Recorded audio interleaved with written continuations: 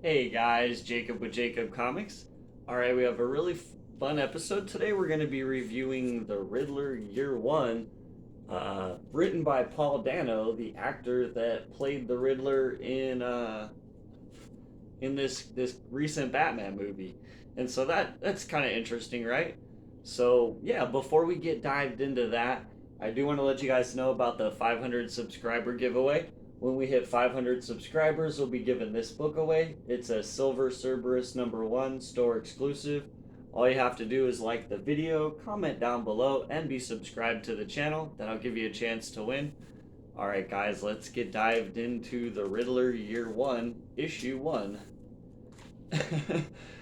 Little double entendre there. Alright, guys, and as usual, do got to cover a couple things before we get dived in. First, I want to let you know we're going to be going heavy into spoilers. And next, I want to shout out the creative team because without the creative team, we wouldn't have a comic book, right? So for this, we have Paul Dano, as I said, who played the Riddler. This is his first comic he's ever written. Is doing the writing, and we have an artist, Steven Subic, is doing the basically all the art, like inks, colors, pencils, everything, right? And then we have the letters are actually done by Clayton Cowles.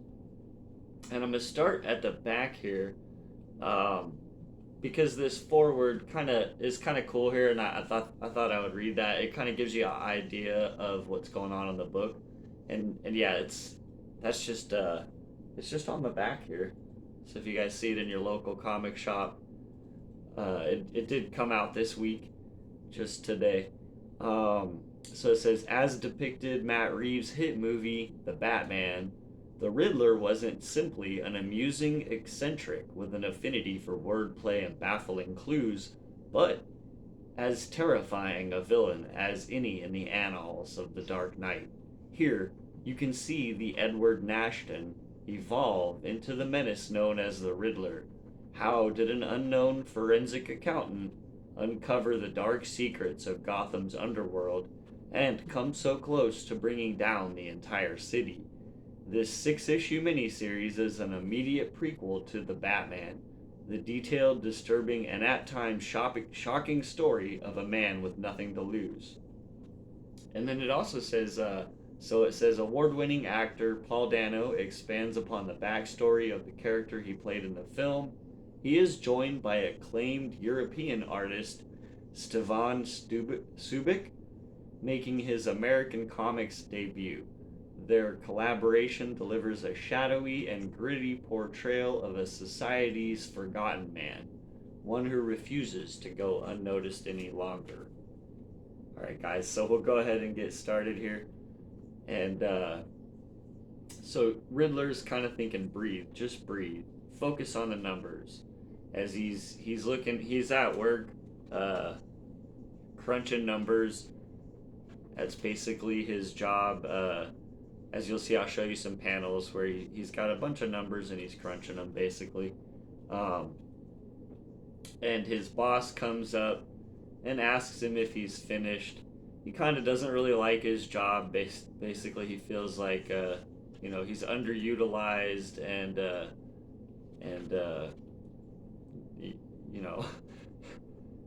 underappreciated, yeah. And so he's walking out into the city and wondering why everyone looks so happy. And as he's riding the train home after work, we do see that he's playing a lot of puzzle games on his phone, under an app called Riddle King. And so you can kind of get the picture that he really likes the riddles. And eventually he gets home, and he's like, my riddles, my puzzles, my games, my only friends, the only thing that calms my mind. Enigma, a place where I can go by myself, a place where I don't have to hide in shame. Finally, someone standing up to this city, someone saying that are not going to take it anymore. Someone tired of being afraid.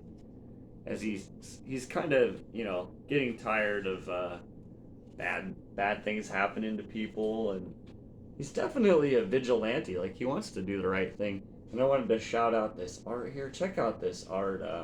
It's all done in watercolor, and it's just beautiful, by Stevan Subic.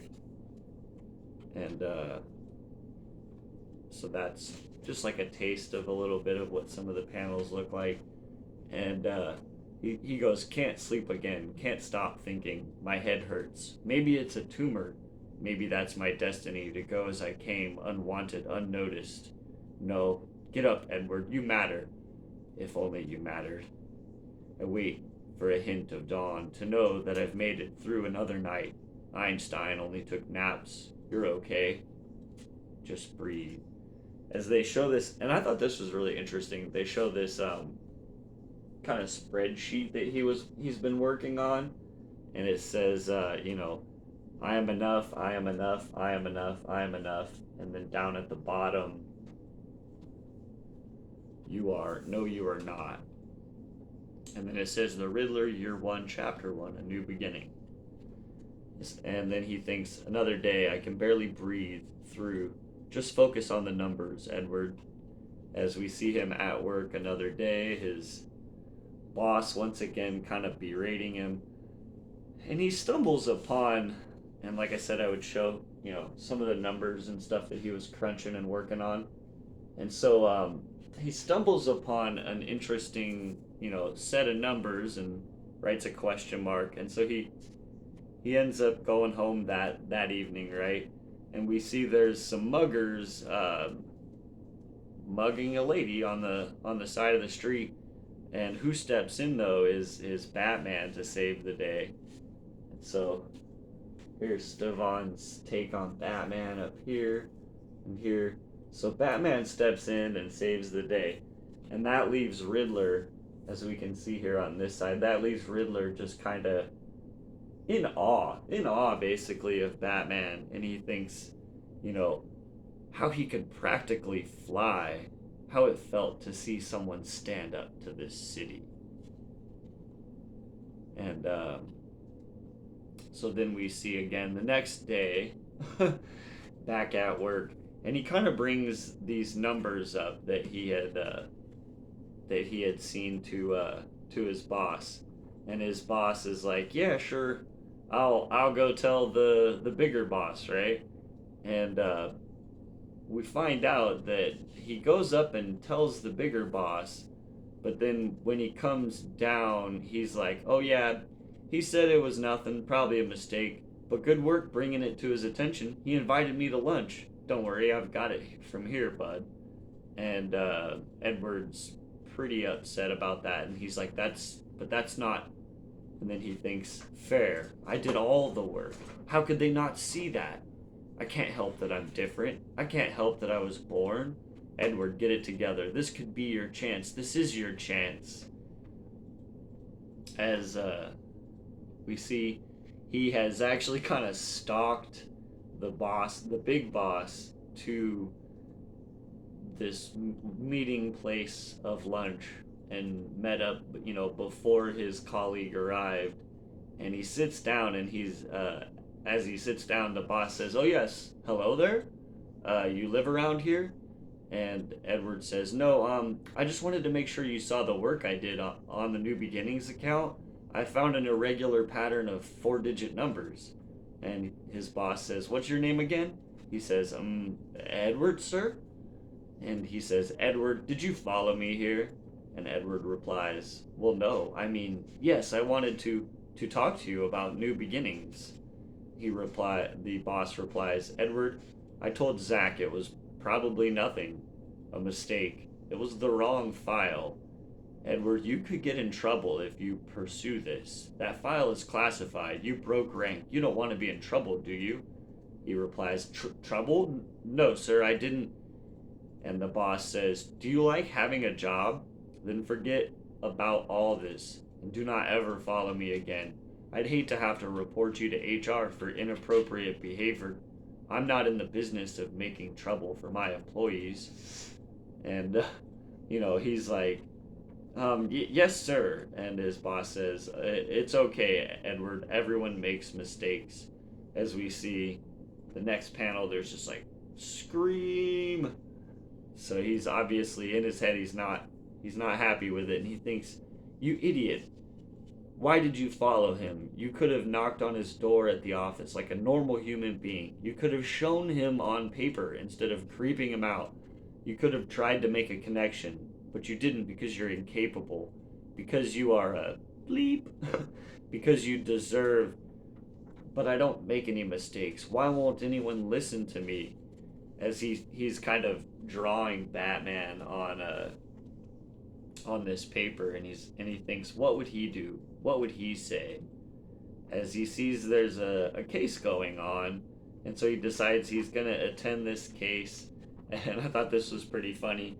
The judge goes, Mr. Higgins, the police received an anonymous phone call with your whereabouts. You were found there with cash and drops. And his lawyer stands up for him, or he stands up and says, Your Honor, it's clear that whoever this yeah, it's his lawyer. He goes, Your Honor, it's clear that whoever this back guy is, he planted the money and drugs on my client, then called it in. Which I thought was pretty hilarious. And the cross-examination is not happy, like, and it kind of appears that maybe he might be able to be getting away with this, and that makes the Riddler not too happy. But he does hear during the whole thing that the guy used to work for the Maroni organization, and he kind of gets some hints and clues as to where he might find something. He said he used to work at New Beginnings Animal Rescue, and so he's on the case. Like I said, he's a kind of a vigilante. He's trying to be a good guy. He's on the case, so he goes to New Beginnings Animal Rescue to try to get more clues. And he walks inside. And the guy behind the counter goes, "Can I help you?" And he says, "Yes. Are you the only one working here?" And he says, "Yes. Can I help you?" And Edward says, "Does a Mr. Higgins work here?" And the guy behind the counter says, "Oh, Mr. H, yes, but he's not here today." As he's hitting a button under a table, which seems to wake Mr. H. Mr. H actually comes out and says, "Can I help you? You looking to make a donation? Or maybe we can interest you in adopting a pet." And Edward's like, no, sir, I just wanted to see the puppies, sir." And Mr. H replies, "We ain't got no puppies right now, but we got some big dogs."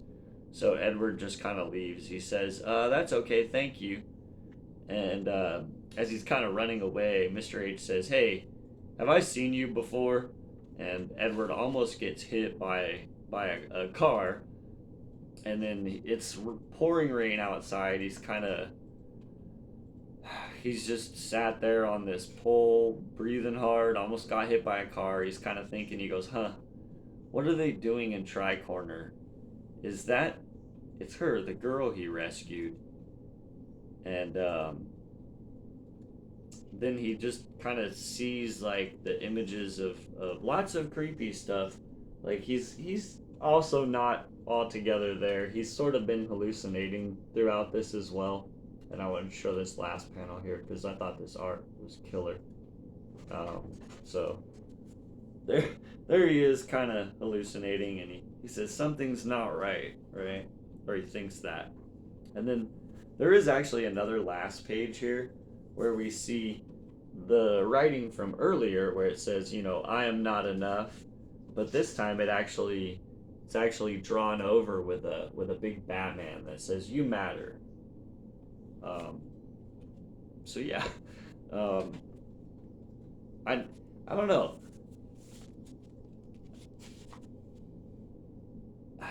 I don't. I mean, he does a lot of bad things, but he does seem to be trying to do them for a good reason. Maybe this could be an interesting run. One of the reasons I wanted to put this on though is that I just it's kind of a different art style that you don't normally see. This is Subik's first foray into American comics. And so yeah, shout out. I thought the art was really awesome. It especially fits really well on a DC Black Label book. Um, it's just beautiful watercolor. And like I said in the beginning, uh, Stevan Subic actually does all the. He did the inks, the colors, and pencils, everything. So it's all the art's done by him. So it's beautiful watercolors. I had to imagine this book took quite a while because it's beautiful to look at. All right, guys, that's what I have today. The story is still kind of getting set up and stuff. I will say that you know for this being the first comic he's ever wrote, there were some beats that had me laughing out loud through on my first reading, like the part with the judge and the lawyer's kind of response about the bad guy. I got a kick out of that. I thought it was pretty funny, and yeah, I mean, you got to imagine that he came in with this kind of a pitch and some of the stuff already written down, or they wouldn't have given him a chance because he's never written anything. So it's that's another thing I was thinking too. I was like, well, if DC gave this the thumbs up to go ahead, I want to say Paul Dano came in with a really interesting story. And sometimes these actors, too, guys, like when they're preparing for a role, he might have kind of set up this whole backstory already in his mind, right? To give him the you know what I mean? So he had like this whole backstory for his character that he built for the movie, so he could really dive into the role and really try to embody that character, right? And that's my opinion too. Is that Paul Dano's probably had this story on his mind for a couple years now, ever since he was actually cast as the Riddler and knew he was going to be playing him, read the script for the movie, and then, envisioned himself his own backstory to try to give his acting some oomph, so he could really dive and get into the character. And so yeah, I'm kind of, honestly, I'm kind of curious. And yeah. All right, guys, I give Riddler Year One a thumbs up. That's what I have. We'll see you guys tomorrow as always, and have a great day.